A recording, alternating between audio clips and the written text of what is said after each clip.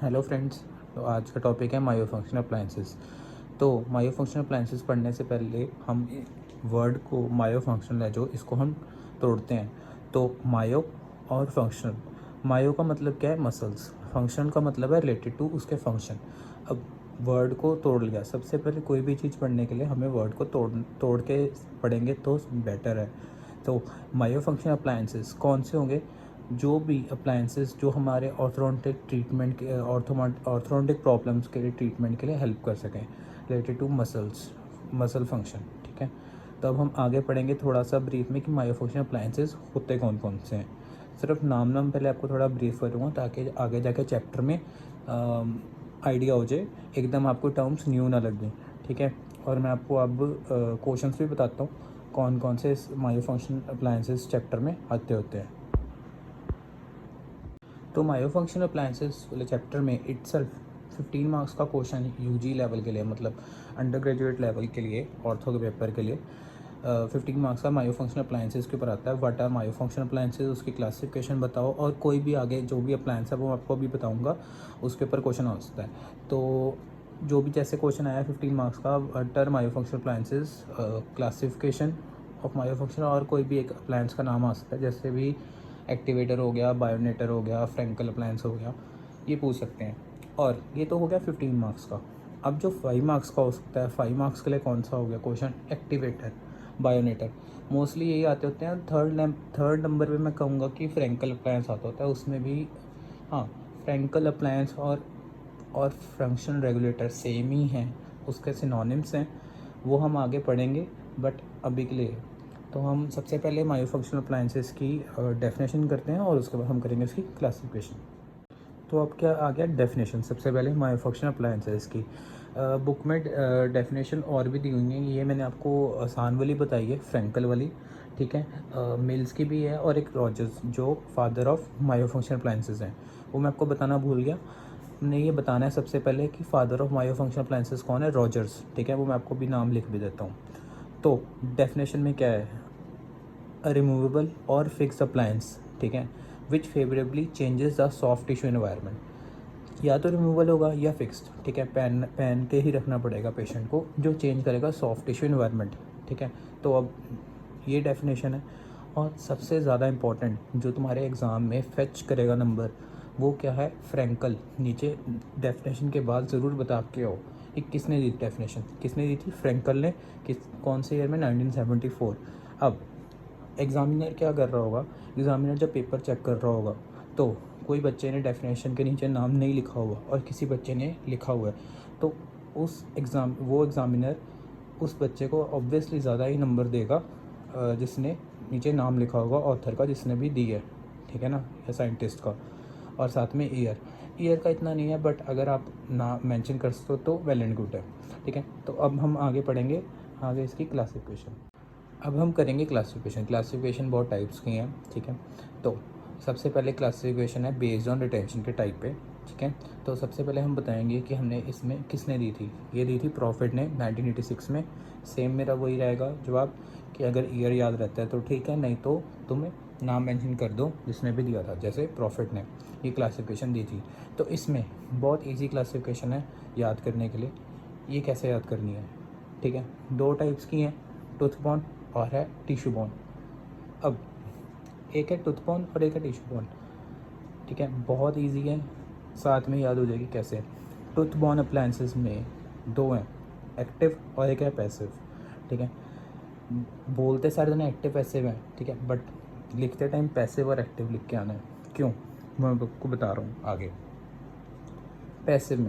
Passive में ए और B याद रखना है। एक्टिवेटर और बायोनेटर बहुत अच्छे फ्रेंड हैं, और ये एक्टिवेटर और बायोनेटर भूलना नहीं है। एंड तक हर क्लासिफिकेशन में एक्टिवेटर और बायोनेटर तो आएगा ही आएगा, बाकी सिर्फ एडिशंस होंगी, वो मैं आपको बताऊंगा बहुत अच्छे तरीके से कैसे याद करना। तो अब सबसे पहले क्या आ गया टूथ बॉर्न में? पैसिव और एक्टिव। पैसिव में क्या आ गया? एक्टिवेटर, बायोनेटर और ट्विन ब्लॉक। एक्टिव में जो टूथ बॉर्न में एक्टिव अप्लायंसेज है वो कौन से हैं? मॉडिफिकेशन ऑफ एक्टिवेटर आ गई और आ गई बायोनेटर। एक बार मैं आपको नाम बता दूं फिर आपको याद करने का तरीका बताऊँगा। ठीक है। और उधर के आ गया टिश्यू बॉर्न में ओरल स्क्रीन और फ्रेंकल अप्लायंस। ठीक है, चलो अब ये तो अब हमने एक बार पढ़ लिया। अब इसको याद कैसे करना है? एक्टिव और पैसिव, बोलना एक्टिव पैसिव है, लिखना है पैसिव एक्टिव। पैसिव पैसिव में याद रखना है एक्टिवेटर और बायोनेटर बहुत अच्छे फ्रेंड हैं, इनको कभी कोई अलग नहीं कर सकता, मतलब बहुत गुड़े वाले दोस्त हैं, ठीक है। तो अब एक्टिवेटर और बायोनेटर आ गया ए बी, ठीक है, और इनके साथ एक एडिशन हुआ ट्विन ब्लॉक का। तो इसका मैंने मोनोमिक ए बी टी, मतलब तुम बैट भी बना सकते हो, टैब भी बना सकते हो, बहुत मोनोमिक्स बन सकते हैं इसके याद करने के लिए, ठीक है।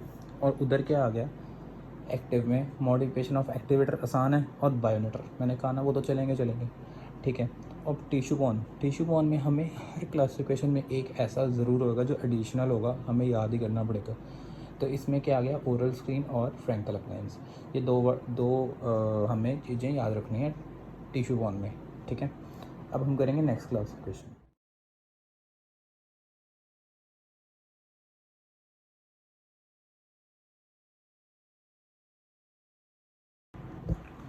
तो अब दूसरी क्लासिफिकेशन कौन सी आ गई, depending on the mode of attachment. तो मैंने आपको क्या कहा था, हमेशा हमने क्या याद रखना है, ए और बी, एक्टिवेटर और बायोनेटर, ठीक है।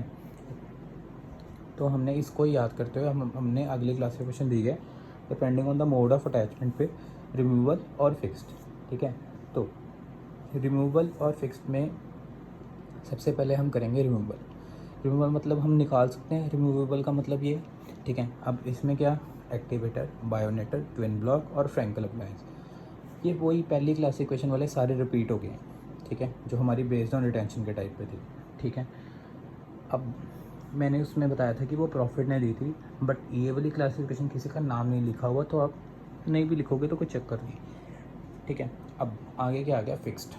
मैंने पहले भी आपको बताया था कि कोई भी हमने क्लासिफिकेशन पढ़ेंगे जब, उसमें इस माई फंक्शन अप्लायंसेस में हर क्लासिफिकेशन के, मतलब जो हर कैटेगरी है उसके अंदर एक हमने नाम नए पढ़ने ही पढ़ने हैं। जैसे उसमें ओरल स्क्रीन और फ्रैंकल अप्लायंस पढ़ा था, ठीक है, याद करने को, एक्टिवेटर और बायोनेटर से हटके। इसमें क्या आ गया फिक्स्ड में, हर्ब्स और जैस्पर जंपर, ठीक है। मैंने फ़ोटोज़ लगाई हुई हैं, ठीक है, आप देख लेना। और वैसे आगे हर्ब्स और जैस्पर जंपर नहीं कभी पूछते, ये कहानी सारी एक्टिवेटर, बायोनेटर, ट्विन ब्लॉक और फ्रैंकल, ये पूरे लाइन में लिखे हुए हैं। 5 मार्क्स के क्वेश्चन भी ऐसे आते हैं, एक्टिवेटर के ऊपर 5 मार्क्स का आ सकता है, बायोनेटर के ऊपर भी आ सकते हैं, ट्विन ब्लॉक और फ्रैंकल अप्लायंस के ऊपर भी। इंपॉर्टेंस के हिसाब से सबसे पहले एक्टिवेटर ही है, फिर bionator, then twin block and then Frankel appliance. अब हम थर्ड क्लासिफिकेशन पढ़ेंगे, जो क्या होगी, depending on the mode of force transmitted. तो अभी तक हमने दो क्लासिफिकेशन कर ली है, एक है मोड ऑफ रिटेंशन के ऊपर, दूसरी हमने करी थी depending on the mode of attachment. अब आ गई तीसरी, depending on the mode of force transmitted. Force transmitted में हमने ये सबसे पहले बताना है कि टॉम ग्रेबर ने दी थी, और हमने इस क्लासिफिकेशन में अप्लायंसेस को ग्रुप में डिवाइड कर दिया, जैसे ग्रुप 1, 2 और 3, ठीक है। तो अब हमारे जो एक्टिवेटर और बायोनेटर, हमारे जो ए बी दोस्त थे, वो नीचे चले गए हैं। तो सबसे पहले ग्रुप 1 में कौन से आ गए, इंक्लाइंड प्लेन और ओरल स्क्रीन, ठीक है। अब ग्रुप 2 में कौन से आ गए, एक्टिवेटर और बायोनेटर। ग्रुप 3 में क्या आ गया, फ्रैंकल अप्लायंस। बेसिकली इसमें सिर्फ इंक्लाइंड प्लेन ही है जो एक ऐड हुआ होगा, मेरे ख्याल से बाकी सारे सेम ही हैं जो हमने पहली क्लासिफिकेशन में पढ़ चुके हैं, नाम फेमिलियर है सबको, ठीक है। तो इस क्लासिफिकेशन में ग्रुप के हिसाब से डिवाइड किया हुआ है, और याद रखना ये न्यूमरल नहीं है, ये रोमन नंबर्स हैं, ग्रुप 1, 2 और 3, ठीक है।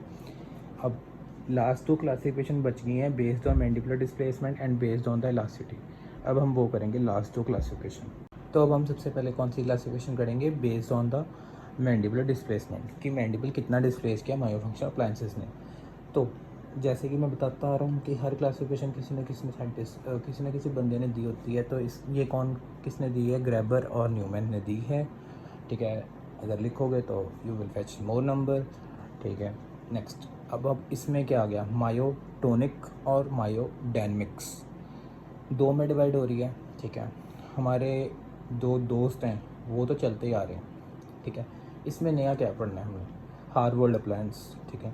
मैं कोशिश करूँगा कि कोई फ़ोटो लगा सकूँ अगर मुझे मिलती है, ठीक है। हाँ, नेक्स्ट मायोटोनिक पे तो आ गया हार्वर्ड अप्लायंस। मायोडायनेमिक्स में क्या आ गया, एक्टिवेटर, बायोनेटर, ट्विन ब्लॉक और फ्रैंकल अप्लायंस। ये फ्रैंकल के आगे ए जो लिखा हुआ है अप्लायंस ही है, मेरे पास आगे जगह नहीं बची थी, तो ये शॉर्ट फॉर्म नहीं लिख के आनी, पूरा नाम लिख के आना है, फ्रैंकल अप्लायंस, ठीक है। तो एक बार क्विक रिकैप करते हैं। अभी तक हमने पढ़ी है classification based on retention, mode of displacement, ठीक है, बेस्ड ऑन मैंडिबुलर डिस्प्लेसमेंट, ठीक है, मोड ऑफ अटैचमेंट, और depending on the mode of force transmitted, कितनी फोर्स ट्रांसमिटेड हुई है, ठीक है। अब जो लास्ट रह गई है वो है based on elasticity of appliance. Last classification करेंगे अब हम। तो जो अब लास्ट क्लासिफिकेशन है ये है based on elasticity of appliance, ठीक है। अब ये क्लासिफिकेशन जो है ये किसने दी थी? ये 3 बंदों ने दी थी। कौन से ईयर में दी थी? 1990 में। कौन कौन से 3 बंदे थे? इज़ाक्सन, रीड और स्टीफन्स, ठीक है। अब इस क्लासिफिकेशन के हिसाब से डिवाइड कैसे होते हैं मायोफंक्शनल अप्लायंसेस, रिजिड अप्लायंसेस में और इलास्टिक अप्लायंसेस में, ठीक है। तो अब हम पढ़ेंगे सबसे पहले रिजिड अप्लायंसेस। तो रिजिड अप्लायंसेस में कौन से आगे, मैं पूरा नाम नहीं लिखा इस करके क्योंकि अभी तक आपको सारे समझ आ जाएंगे। इसका मोनोमिक मैंने आपको सबसे पहले क्लासिफिकेशन में भी बताया था, टैब या बैट, या 2 दोस्त है ए और बी, और ठीक है।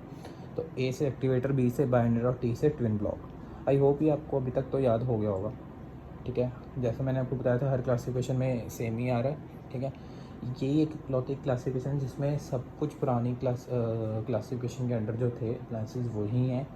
जैसे बेस्ड ऑन इलास्टिसिटी में, अब हम इसमें इलास्टिक अप्लायंसेस में क्या पढ़ेंगे, वो रिजिड थे। अब ये आ गया इलास्टिक। इलास्टिक में कौन से आगे? फ्रैंकल अप्लायंसेस, ठीक है। तो अब ये क्लासिफिकेशन यहाँ पे कंप्लीट होती है, ठीक है। तो इसमें टोटल 5 क्लासिफिकेशन है। मोड ऑफ रिटेंशन के हिसाब से, mode of attachment based on mode of mandibular displacement, और इलास्टिसिटी जो हमने अभी पढ़ी है, और हमने एक पढ़ी थी mode of force transmitted. Total 5 classification है। 5 क्लासिफिकेशन 15 मार्क्स में पूरी लिख के आओगे तो आपको पूरे नंबर मिलेंगे। तो आज की वीडियो यहीं पे एंड करते हैं। अगर आपने एक्टिवेटर, बायोनेटर या ट्विन ब्लॉक या फ्रैंकल अप्लायंस के भी आपको अगर नोट्स चाहिए तो प्लीज़ नीचे कमेंट सेक्शन में लिखो, और मैं फिर फटाफट जल्दी से वीडियो आपके लिए तैयार करके रहूँगा। नहीं तो फिर मैं नेक्स्ट टॉपिक या नेक्स्ट चैप्टर के बारे में शुरू करूँगा, ठीक है। अगर कोई भी आपको डाउट हो तो नीचे कमेंट सेक्शन में बताएं, और तो मैं ये वीडियो एंड करता हूँ। Thank you for watching this video.